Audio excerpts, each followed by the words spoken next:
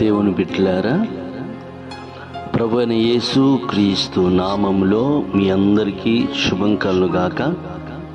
ఈరోజు యేసు క్రీస్తు ప్రభు మనకిస్తున్న వాగ్దానాన్ని మనము ధ్యానము చేసుకుందాం. దినవృత్తాంతముల మొదటి గ్రంథము 16వ అధ్యాయము 10వ వచన భాగము. యెహోవాను వెదకువారు హృదయమునందు సంతోషించెదరు. ప్రియ దేవుని బిడ్డలారా, లోకములో చాలామంది శారీరక సంబంధమైనటువంటి అనేకమైనటువంటి వాటిని వెతుకుతూ ఉన్నారు.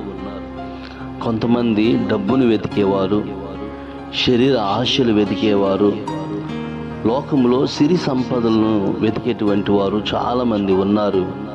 వారు వాటిని వెతికి వాటిని పొందుకోలేక నిరాశ పడిపోతూ కృంగిపోతున్నటువంటి వారు చాలామంది ఉన్నారు.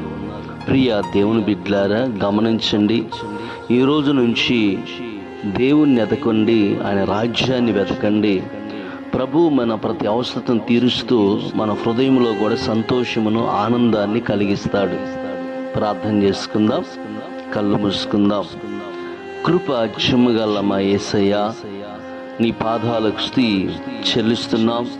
మేమందరం ప్రభు నీ వైపు చూస్తూ నిన్ను వెతుకుతూ ప్రభువా సంతోషకరమైనటువంటి జీవితాన్ని అనుభవించడానికి మాకు సహాయం చేయమని యేసు నామములో అడిగి వేడుకుంటున్నాం తండ్రి. ఆమేన్, ఆమేన్.